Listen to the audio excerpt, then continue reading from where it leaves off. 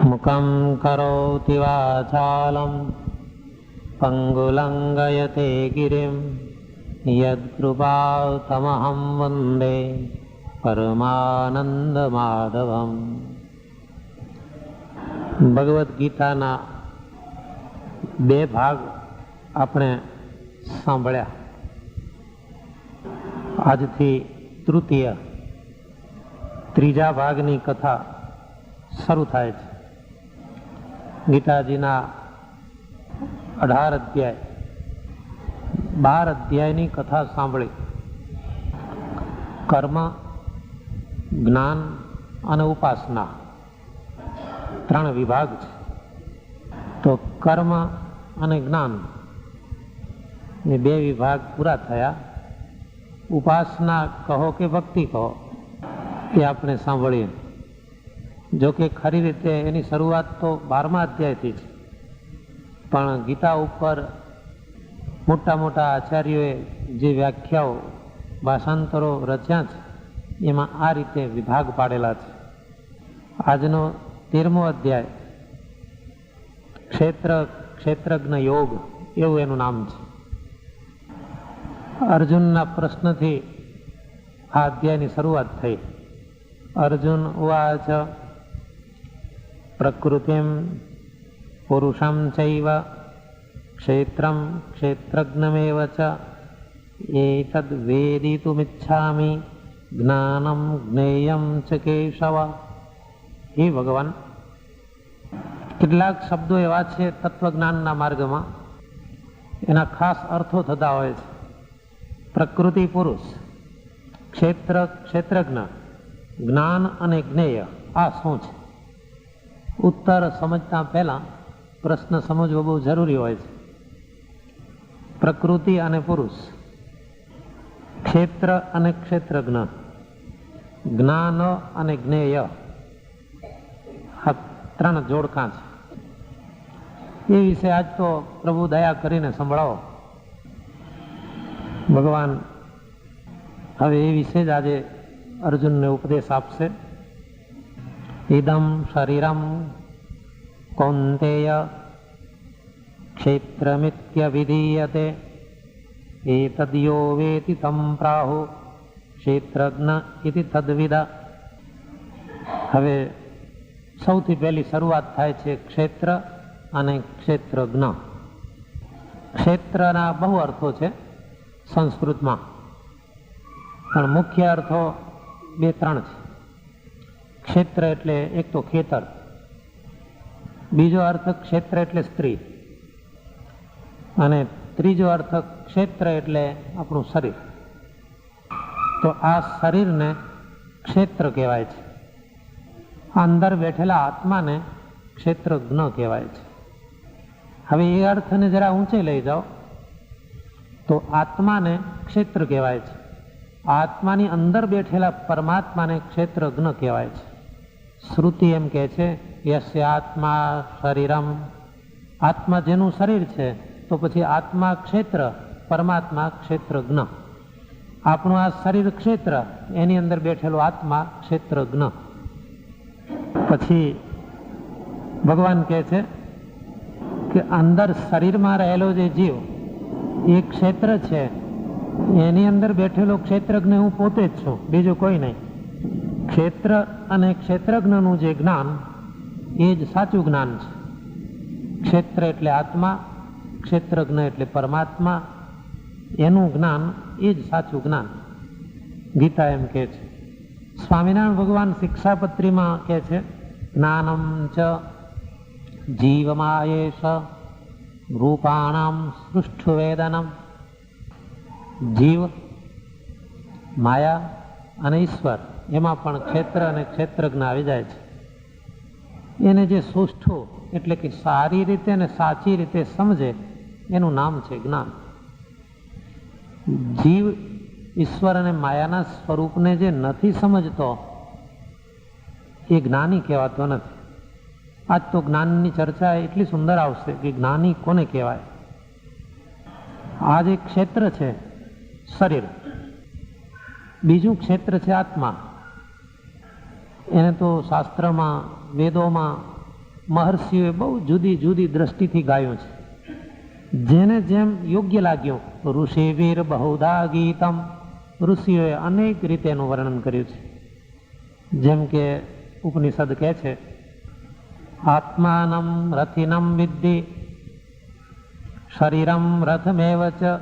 અલગ અલગ દ્રષ્ટિકોણ છે. આ શરીર છે એક રથ છે. શરીરને જો રથ તરીકે માનો તો પછી એને ચલાવનારો કોણ? તો કે છે આત્મા. તો શરીર રથ હોય, અંદર બેઠેલો ડ્રાઈવર જો આત્મા હોય તો પછી ઘોડા, રથ હોય તો પછી ઘોડા હોવા જોઈએ. 10 ઇન્દ્રિયો ઘોડા છે. હવે ડ્રાઈવરની કસોટી થાય. એ ખુલ્લા રસ્તામાં સાયકલ ચલાવતા તો બધાને આવડે, મારા જેવા શીખાવું નહીં. પણ જ્યારે 10 ઘોડા જોડ્યા હોય જોરદાર, અને પછી એને કાબુમાં રાખવા, એનું નામ કહેવાય હોશિયાર રથી. તમે યંત્ર ચલાવતા હો, સ્કૂટર હોય કે મોટરસાયકલ હોય કે ગાડી હોય કે મોટી ટ્રક હોય, પણ એના કંટ્રોલ એક જ માંથી બની શકે, અલગ અલગ ન હોય. તમને એમ લાગે કે ઊભું રાખવું છે તો હાથ કે પગમાં બ્રેક હોય એ લગાવો એટલે આખું મશીન ઊભું રહે. પણ આ રથ એવો વિચિત્ર છે, એક ઘોડાની લગામ ખેંચો બીજો ખેંચા ખેંચ કરે, ત્રીજાને અટકાવો ચોથો ભાગમ ભાગ કરે. 10 ને એક સાથે કાબુમાં રાખવા એ કામ બહુ કઠણ છે. અરે બીજું કેટલું મોટું ટોળું છે અંદર. એમ ના માનતા કે આપણે એલોન એકલા અંદર રહીએ છીએ, જેમ કરીએ એમ થાય, પણ નહીં, અંદર મોટું ટોળું ભેગું ભરાણું છે. ગીતાની જ ભાષામાં કહીએ તો મહાભૂતાન્યહંકારો બુદ્ધિરવ્યક્તમેવ ચ ઇન્દ્રિયાણી દશૈકમ ચ પંચચેન્દ્રિય ગોચરા ઈચ્છા દ્વેષ સુખમ દુઃખમ સંગાતશ્ચેતનાધૃતિ એતત્ ક્ષેત્રમ સમાસેન સવિકારમ ઉદાહૃતમ. આખો એક સમુદાય અંદર ભરાણો છે, જેનું સમુદાયવાચી નામ ક્ષેત્ર કહેવાય છે. સૌથી પહેલા તો પંચ મહાભૂત. આપણા શરીરમાં એક તો પંચભૂતો છે. કોઈ ગભરાશો નહીં તો એમ લાગે કે 5 ભૂત છે અંદર. એક ભૂત હોય તો ભૂવાને ફી ભરીને થાકી જઈએ છીએ. 5 ભૂત છે: પૃથ્વી, જળ, તેજ, વાયુ અને આકાશ. અહંકાર અંદર એક તત્વ છે. બુદ્ધિ છે. બુદ્ધિની પાછળ એક અવ્યક્ત એવી પ્રકૃતિ છે. પછી 10 ઇન્દ્રિયો છે. 11મું મન.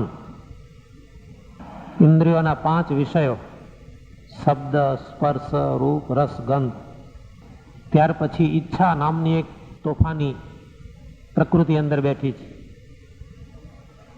દ્વેષ, સુખ દુઃખ, સમુદાય, ચેતના, ધૈર્ય. આટલું ટોળું આ રથમાં ભરાણું છે. બેસવાની જગ્યા જ ક્યાં રહે? મારી કરીને બેસે એવી જ દશા છે આ તો.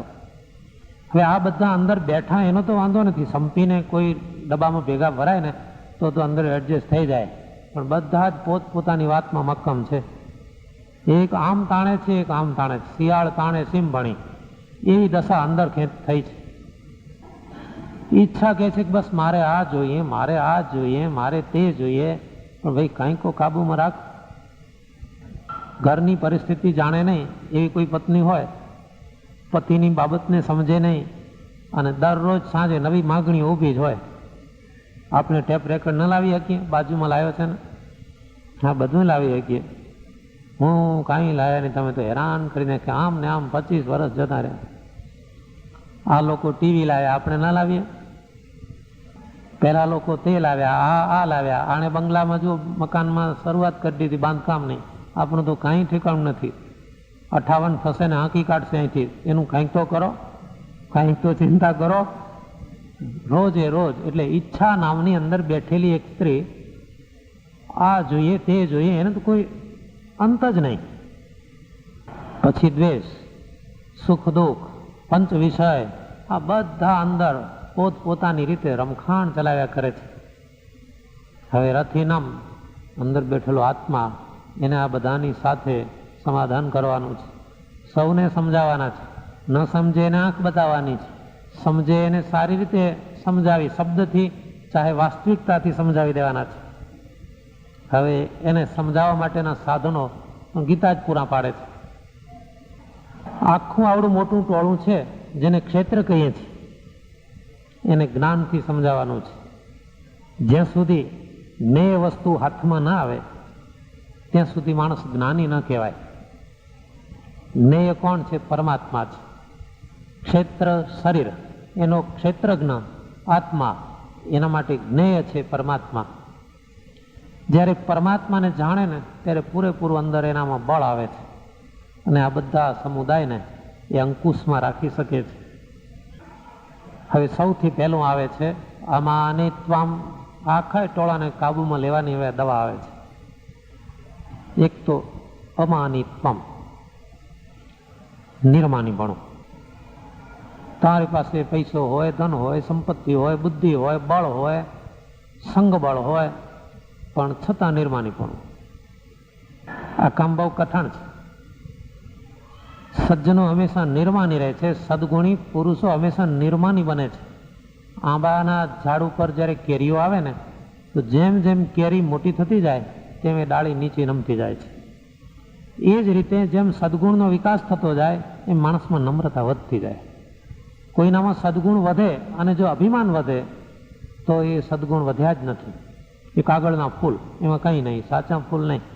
સદગુણની સાથે નમ્રતા આપોઆપ આવી જાય છે.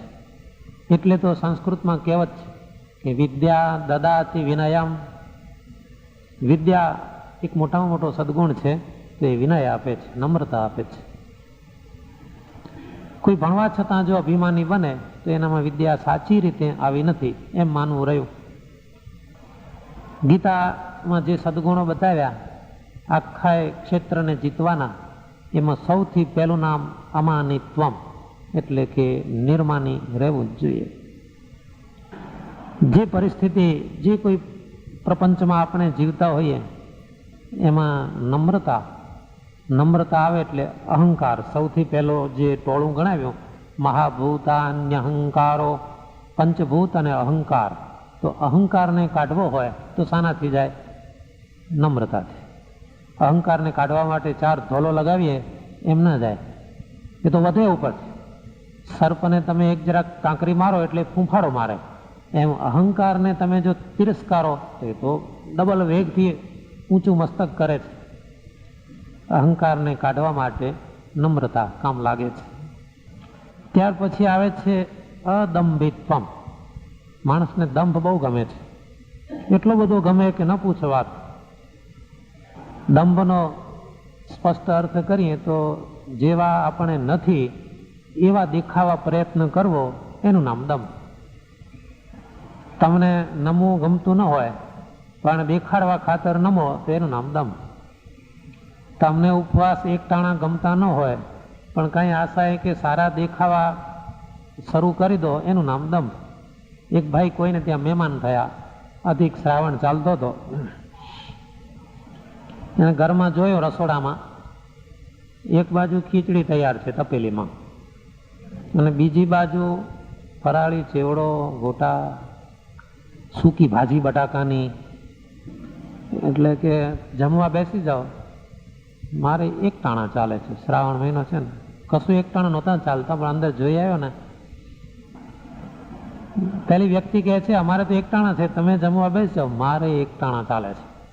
એને જોયું કે જો હા પાડીશ જમવાની તો ખીચડું આવશે, બિલકુલ મગ ચોખાનો શીરો, કઈ ન મળે. પણ જો આજે એમ કહું કે આપણે એક ટાણા ચાલશે તો દૂધનો વાટકો, હોકી ભાજી બટાકાની, બીજી 2-3 વાનગીઓ.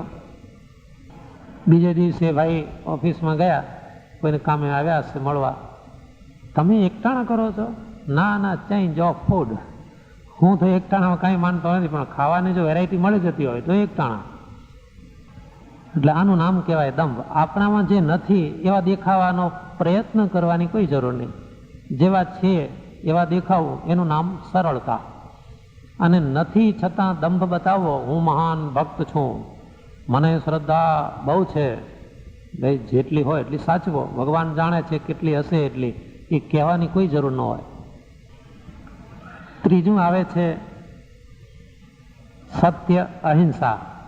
આ બે શબ્દ ભેગા લખ્યા છે. સત્ય અને અહિંસા એ સાથે એટલા માટે લખ્યા કે જેના જીવનમાં અહિંસા હોય એના જીવનમાં જ સત્ય વસે છે. સત્ય એટલે શું? સત્યને સમજવા માટે તો આખી જિંદગી ચાલી જાય. કંઈ શબ્દો ગોખે સત્ય અંદર આવી જતું નથી. ટ્રુથ ઇઝ ગોડ એમ ગોખે કોઈ દાડો કંઈ ઠેકાણું પડતું નથી. કોઈ ચોપડી કોઈ પુસ્તકના ખૂણામાંથી કંઈક શબ્દ ઉપાડી લીધો કે સત્ય એ પરમેશ્વર છે, એમાં આપણે કંઈ સત્યવાદી બની જતા નથી. સત્ય તો એક આરાધના છે, એ મોટું તપ છે. સત્યને સમજવું બહુ કઠણ કામ છે. પુરાણમાં એક કથા આવે છે, કૌશિક ઋષિ સત્યવાદી હતા. એ કાયમ સાચું બોલતા. જોજો ઘણા માણસો એમ બોલે છે, હું તો સાચું કહેવા વાળો બહુ સારો, લે તને હાર પહેરાવી આવ, હું તો સાચું કહેવા વાળો. પણ અહીં બરાબર સમજજો ગીતા સત્ય કોને કહે છે. કૌશિક ઋષિ તપ કરતા, જંગલમાં આશ્રમમાં રહેતા અને સત્યવાદી તરીકે એની કીર્તિ બહુ સારી. એક દિવસે કોઈ વેપારી માણસ વેપાર કરી એની પાસે પૈસાની પોટલી એ લઈને જતો હશે, એની પાછળ 4 ચોર પડ્યા. દોડતો દોડતો આવીને આ કૌશિકના આશ્રમના ઝાડ પાછળ સંતાઈ ગયો. 4 ચોર આવ્યા. કૌશિકને પૂછ્યું કે અહીં કોઈ માણસ નીકળ્યો છે, આ તમારા આશ્રમમાં આવ્યો છે, સંતાયો છે? કૌશિકે જોયો તો હવે શું બોલે? શું બોલવું જરૂરી? હા મેં જોયો છે, એ રહ્યો ઝાડની પાછળ, એમ કહી દે તો એની અંદર અભિમાન જાગૃત થયું. અત્યારે જો હું કહી દઈશ કે આ માણસ અહીં છે તો આ લોકો એને લૂંટી લેશે, કદાચ મારી પણ નાખે. મારી નાખે તો મારે કેટલા ટકા? હું તો સત્યવાદી છું, મારી આબરૂ છે આખા આ વિસ્તારમાં, હું તો ખોટું નહીં બોલું. જે થવું થાય એ જાણે, એનું કર્મ જાણે, મારે કંઈ નિસ્બત નહીં. અને એણે કહી દીધું કે એ ઝાડ પાછળ રહ્યો. પેલા 4 જણા જઈને એને લૂંટી લીધો અને મારી નાખ્યો. થોડા દિવસ પછી કૌશિકના આશ્રમમાં જમદૂત આવ્યા. ચાલો નરકમાં. રે જાજા કંઈ સરનામું ભૂલ્યો લાગે છે મૂરખ. હું તે જમપુરીમાં નરકમાં આવું? સત્યવાદી કૌશિક છું. એ અમે કંઈ ન જાણીએ. અમે તો ભાઈ ચિઠ્ઠીના ચાકર. અમને યમરાજાની ચિઠ્ઠી છે, કૌશિકને પકડીને નરકમાં નાખો. એટલે પણ હું મહર્ષિ છું, ભાન છે કે નહીં, આંખો છે કે નહીં, આ દેખો મારી જટા દાઢી, આ રુદ્રાક્ષની માળા, મારા વલકલ દેખો, મારી આ ઝૂંપડી દેખો, લંગોટી દેખો. હું મહર્ષિ છું. મહાત્માઓ કોઈ દાડો જમપુરીમાં? અમે તો એક જ વાતમાં માનીએ, મહાત્મા હોય કે સંસારી. આ તો પોલીસ જેવું ખાતું, એ લોકો કોઈને ગાંઠે નહીં. એને ઓર્ડર મળે એટલે એ તો ધોકા અને દાંડા, બીજું કાંઈ જ નહીં. બસ ચાલો એટલે ચાલો. તમારે જે કાંઈ દલીલો કરવી હોય, અરજી કરવી હોય એ બધું ત્યાં ઓફિસમાં, અહીં નહીં. અહીં તો ચાલો. ઉપાડ્યા કૌશિકને, યમરાજાને આગળ ઉભા કર્યા. યમરાજા, તમારી કંઈ ભૂલ થઈ લાગે છે, કોઈ ક્લાર્કે ઊંઘતા ઊંઘતા કંઈ ખોટું નામ મારું લખી લીધું લાગે છે. હું તો સત્યવાદી છું, બહુ પ્રખ્યાત મારું નામ છે, તમે પૂછી આવો ધરતી ઉપર જઈને. અને આમાં કંઈ ગડબડ થઈ લાગે છે. યમરાજાએ ચોપડા ચેક કર્યા, રીચેક કરી જોયો વગર પીએ, અને પછી કહે છે ને કોઈ ભૂલ નથી, તમારું જ નામ છે અને અમે ચોપડામાં લખ્યું છે સત્યવાદી કૌશિકને રૌરવ નરકમાં નાખવો, એવું નોંધ છે અંદર. નહીં, મારી એક અરજી સાંભળશો? શું બોલો? મને નરકમાં નાખતા પહેલા સહેજ ભગવાનને ભેગા કરી દો ને, મારે એનો સંપર્ક સાધવો છે. જામીન માગે છે જાણે ખટપટ. મારે જરા સંપર્ક સાધવો છે નારાયણનો. આ શું? આખી જિંદગી તપ કર્યું છે અને નરકમાં? ત્યાં નારાયણનો સંપર્ક સાધવાની છૂટ છે. આધ્યાત્મિક બળથી પરમાત્માનો સંપર્ક સાધ્યો, પ્રભુ હાજર થયા. બોલો કૌશિક શું કહેવું છે? આ શું બધી ગડબડ ચાલે છે? જિંદગી સુધી તપ કર્યું છે, સત્યવાદી વ્રત પાળ્યું છે, અને મને અત્યારે નરકમાં? યમરાજા 1 ના 2 થતા નથી. એ કહે છે નરકમાં પડવું જ પડશે. ચોપડો બોલે છે. ભગવાન કહે છે સાચી વાત છે, તમારે નરકમાં પડવું જ પડશે. પણ કંઈ કારણ તો આપો. માણસ ધરતી ઉપર કોઈને જેલમાં ગાલે છે, ધરપકડ કરે તો કારણ આપે છે થોડું. આ તમે તો કારણ વગર નરકમાં પણ કોઈક તો બોલો. આ યમરાજા કહે છે ચોપડો બોલે છે, પણ કંઈ કારણ? ભગવાન કહે છે કારણ કે તમે અસત્યવાદી છો, તમે પાપી છો. પણ હું સત્યવાદી છું. કોઈ નાના છોકરાને પૂછ્યા હો તોય કહેશે કે અહીં ઋષિ રહેતા હતા સત્યવાદી. નહીં, તમે અસત્યવાદી છો, સત્યવાદી નથી. તમને પાપ લાગ્યું છે, તમારી એક વાણી ઉપર નિર્દોષ માણસની હત્યા થઈ છે એનું. જો તમે વાણી ન બોલ્યા હોત, મોઢામાં એ વખતે બાંધી રાખ્યું હોત ને કે હું જાણતો નથી એટલું બોલ્યા હોત, તો પેલા માણસની હત્યા ન થાત. તમારી એક વાણીના લીધે માણસની હત્યા થઈ છે, એ પાપ તમને લાગ્યું છે. તમે એમ બોલ્યા કે ઝાડ પાછળ ઊભો એ સત્ય નહોતું, એ જ અસત્ય. સત્યનો અર્થ, અને તમારે જો બોલવું જ હતું કે માણસ ઝાડ પાછળ છે અને એ ચોરને આડા પડવું હતું, ખબરદાર હું બેઠો છું એની રક્ષામાં, એને કંઈ પણ નહીં કરી શકો, તો તમારી સત્ય વાણી સાચી. કોઈને નિશાન બનાવી દો અને પછી તમે સત્યવાદી છો એમ પૂછડું પકડી રાખો, એ તો ચાલે જ નહીં. સત્ય કોનું નામ? કૌશિક સાંભળી લે. સત્ય કોનું નામ? કે જે જીવનને મંગલ્ય તરફ લઈ જાય એનું નામ સત્ય. જે જિંદગીને સુખ તરફ લઈ જાય એનું નામ સત્ય. જે જીવનને શાંતિના રાહે આગળ વધારે એનું નામ સત્ય. સત્ય હંમેશા શિવ હોય છે, સત્ય હંમેશા સુંદર હોય છે. જે સત્યની પાછળ શિવ ન હોય, જે સત્યની પાછળ સુંદરતા ન હોય, એ તો અસત્ય છે. સત્ય શિવ એટલે કલ્યાણકારી છે, સત્ય સુંદર એટલે શાંતિકારક છે. અને એ કૌશિક નરકમાં ગયો. તો સત્યની પાછળ અહિંસા શબ્દ લખવાનો આ જ હેતુ છે કે અહિંસા એ જ સત્ય છે. શિક્ષાપત્રીમાં સ્વામિનારાયણ ભગવાન લખે છે સ્વપર દ્રોહો, જ્યાં પોતાનો ને પારકો દ્રોહ થઈ જતો હોય, હિંસા થતી હોય, એવું સત્ય વચન ક્યારેય પણ બોલવું નહીં. એ તમને ભલે દેખાતું હોય સત્ય, ઘણા માણસો નથી કહેતા એનું જે થવું હોય થાય, આપણે તો સાચું કહેવા વાળા, અરે નરકમાં પડશો ક્યાંક. કોઈનું મૃત્યુ થાય, કોઈને દ્વેષ દુઃખ અને ત્રાસ થાય, એવી સત્યવાણી ક્યારેય પણ બોલવાની જરૂર નથી. એ સત્ય જ નથી. એ તો તમે પકડી રાખેલું. પેલી આપણી સામાજિક દંતકથા છે ને, કોઈ ભાઈ સાહેબે નાડું પકડી રાખેલું, બહુ પ્રખ્યાત વાર્તા છે, એટલે અત્યારે કહેતો નથી. ગાડા ઉપર બેઠા બેઠા નાડું પકડેલું, એનાથી કાંઈ એની રક્ષા થઈ નહીં. ખેડૂતે કહેલો કે નાડું પકડજે. એ ખેડૂત કાઠિયાવાડમાં નાડું પકડજે એટલે નાડું કયું, એને કહેવાનો મતલબ શું હતો, અને આને પકડ્યું કયું.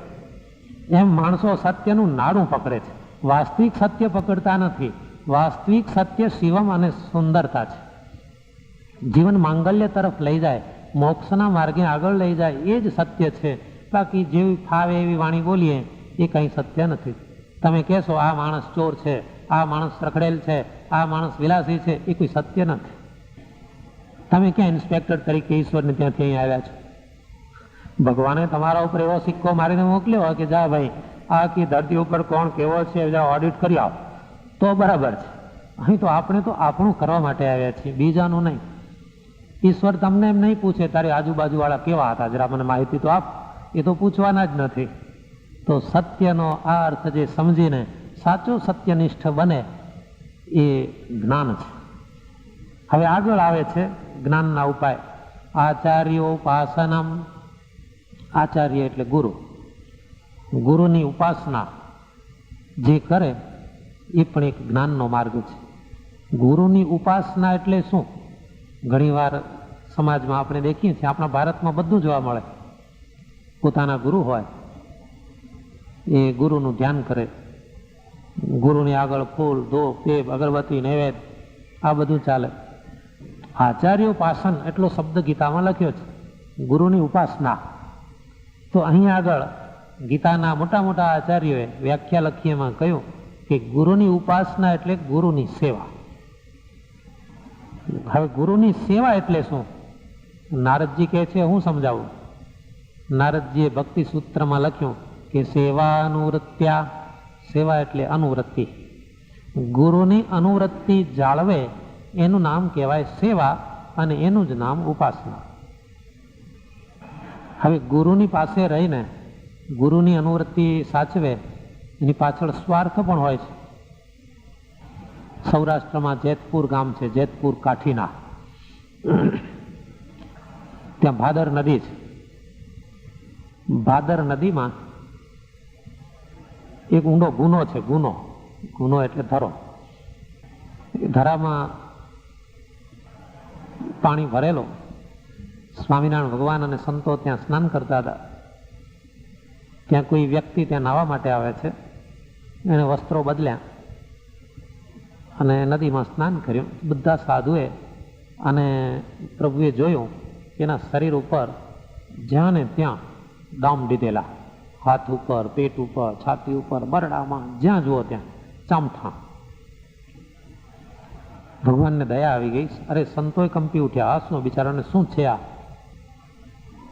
એટલે પૂછી નાખ્યું કે તને કોઈ દર્દ છે કે કોઈ તકલીફ છે કે તારા ઉપર કોઈ અત્યાચાર થયો છે કે છે શું આટલું બધું? આખા શરીરે ચાઠા દેખાય છે. એટલે પેલો કહે છે તમારા ગુરુજીનો પ્રસાદ છે. હે, ગુરુનો પ્રસાદ? આવો પણ જરાક સમજાય એવું તો કે છે મારા ગુરુજી છે ને ધૂણી રાખે છે અખંડ, અને ધૂણીમાં ચીપીઓ રાખે છે. સળગતી ધૂણીમાં ચીપીઓ રાખી મૂકે છે. પછી હું કંઈ પણ ભૂલ કરું તો ચીપીઓ અડાડી દે.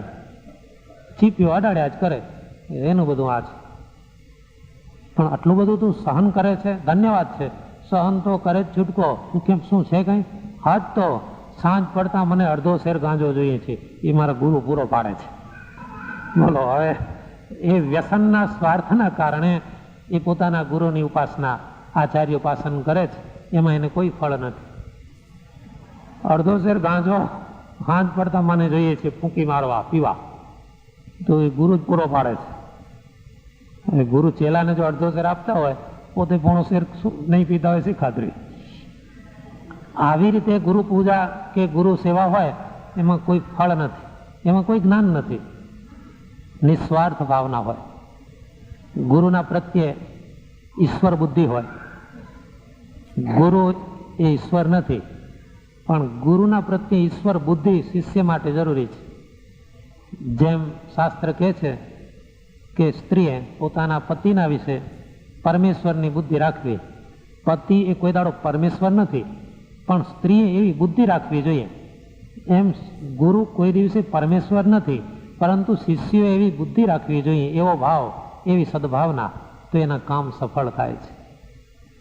આવી સદભાવના રાખીને જ્યારે આચાર્યો સેવન કરે, આચાર્ય ઉપાસના એટલે ગુરુ સેવા, ત્યારે એને ગુરુ પાસેથી જ્ઞાન મળે છે. એ સિવાય મળે નહીં. જ્યાં સુધી ગુરુની સેવા નથી થતી ત્યાં સુધી જ્ઞાનની પાત્રતા આવતી નથી. શ્રી કૃષ્ણ ભગવાને સાંદીપનીને ત્યાં રહીને સેવા કરી.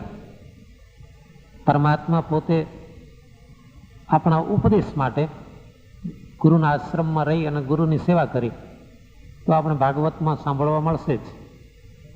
તો એવું જ્ઞાન પરમાત્મા પાસે આવ્યું કે જે આપણે અત્યારે સાંભળીએ છીએ. શ્રી કૃષ્ણ ભગવાન તો સ્વયં જ્ઞાન મૂર્તિ છે, પણ આ એક માર્ગ સૂચવ્યો આપણા માટે કે ગુરુની સેવાથી આવું જ્ઞાન મેળવી શકાય છે. તમને અનુભવ ન હોય, પણ કોઈ સંગીતકાર હોય જેને સંગીત શીખવું હોય, અત્યારે કઠણમાં કઠણ ગુરુઓ સંગીતના જાણકાર ગણાય છે, એની ખૂબ સેવા કરો. એટલું જ નહીં, પણ એ કે એનાથી આગળ બોલાય નહીં. એ તમને એક અક્ષર શીખવાડે તબલાનો, એટલે આગળ પૂછાય નહીં, આગળ બોલાય નહીં, આગળ વગાડાય પણ નહીં. એકલું જ વગાડો. એમ કરતાં કરતાં એને મગજમાં આવે ત્યારે બીજો શબ્દ શીખવાડે. પ્રેમથી એની સાથે જો જોઈન્ટ રહો તો ધીમે ધીમે ધીમે ધીમે એનું જ્ઞાન આપવા અંદર આવી જાય છે. ગુરુની સેવા કરવાથી ગુરુ પછી ઉપદેશ ન આપે છતાં જ્ઞાન અંદર આવી જાય છે. જગતગુરુ શંકરાચાર્યજીના જીવનમાં એક બનાવ બનેલો છે. એમનો એક શિષ્ય જરા મૂઢ પ્રકૃતિનો, કંઈ વિદ્યા ભણવામાં મતિ પહોંચે નહીં, પણ ગુરુની સેવા કરે, તન્મયતાથી શુદ્ધ ભાવથી ગુરુની સેવા કરે. બીજા શિષ્યો ભણવામાં બહુ હોશિયાર, ઉપનિષદો, વેદ, વેદાંતના સુંદર ભાવાર્થો એ ગુરુ પાસેથી ભણ્યા, શંકરાચાર્યજી પાસેથી. એક દિવસે વેદાંતની ચર્ચા શરૂ થઈ ગુરુ અને શિષ્યો વચ્ચે. ત્યારે શંકરાચાર્યજી કહે છે, થોડી વાર ઉભા રહો, આપણો એક શિષ્ય નથી આવ્યો. કોણ નથી આવ્યો? પેલો તોટકો. ગુરુજી આવી એને આને લેવા કે દેવા, એ તો અભણ છે, એ તો તમારા વસ્ત્ર ધુએ છે, પાત્ર સાફ કરે છે, બીજું એને શું આવડે? શંકરાચાર્યજી તો મહાન યોગી પુરુષ હતા, સિદ્ધ પુરુષ. એને વિચાર થયો કે આ ભણ્યા છે, અંદર ગર્વ આવ્યો છે. પેલો ભણ્યો નથી, એને નીચી કક્ષાનો સમજે છે, પોતે ઊંચી કક્ષાના માને છે. શંકરાચાર્યજી પોતાની જે વિદ્યા, જ્ઞાન પેલા તોટકામાં આપી દીધું છે. વસ્ત્ર ધોતા ધોતા એને વિદ્યાની દેવી સરસ્વતી અંદર વસી ગઈ. વસ્ત્ર ધોઈ નદીની ઉપર એ ચાલ્યો આવે છે અને અંદર સ્વયં સ્ફુરણાથી ગુરુ સ્તુતિ બોલતો આવે છે. સડંગાદિ વેદો મુખે શાસ્ત્ર વિદ્યા, કવિત્વમ સુપદ્યમ સુગદ્યમ કરોતિ, ગુરો રંગ્રી પદ્મે મનશ્ચેન્ન લગ્નમ, તત કિમ તત કિમ તત કિમ તત કિમ. પેલા ચેલાનું ટોળું બેઠેલું એ વિચાર કરે છે, આ કોણ આવા મધુરા શબ્દો બોલતું આવે છે, જ્યાં જુએ ત્યાં તોટકો. એટલે આટલો આ પંડિત ક્યારે થયો? ગુરુ ઉપાસના એટલે કે ગુરુનું સાનિધ્ય, ગુરુની સેવા એ આટલું ફળ આપી જાય છે. સહજાનંદ સ્વામી મહારાજ.